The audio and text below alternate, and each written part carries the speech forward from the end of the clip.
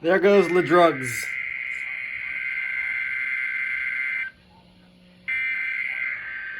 How many anyone's gonna go off?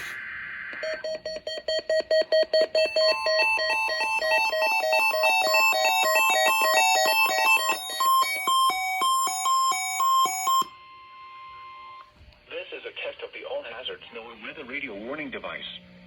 During potentially dangerous weather situations, specially built weather radios will be automatically activated to warn of the impending hazards.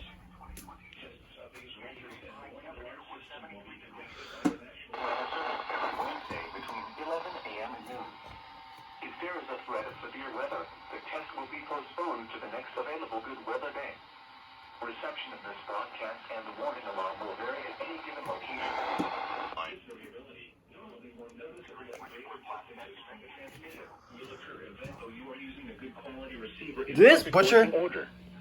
To provide the most consistent warning service possible, the warning alarm will only be activated for warnings in selected watches affecting the listening area.